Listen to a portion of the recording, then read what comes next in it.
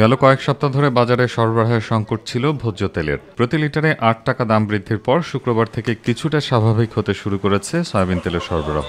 তবে তা চাহিদার তুলনায় অপ্রতুল বলে জানালেন বিক্রেতারা। কেজিতে ৪ থেকে ৫ টাকা বেড়েছে সব ধরনের চিকন চালের দাম। দাম বৃদ্ধির কারণ হিসেবে মিল মালিকদের দুষছেন বিক্রেতারা। কালকে ছিলই না, আজকে ফেরেশালারা আনছে মোটামুটি পর্যাপ্ত পরিমাণ।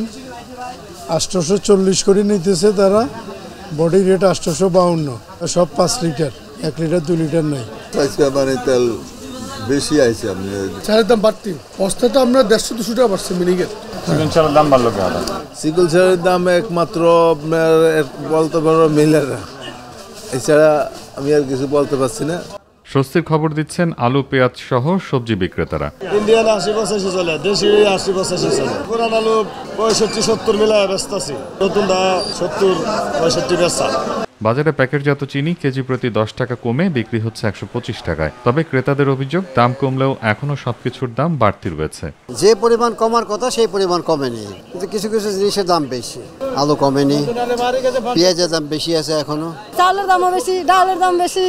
আমরা গরিব মানুষ, গার্মেন্টসে চাকরিরা কি করবো, রুম ভাড়া দেই, তারপরে খাই। সব কিছুর দাম বেশি, আমরা তো ফুলারা বেতন কমে তো আমরা সংসার চালাইতে পারি না, অনেক কষ্ট হয়ে যায়।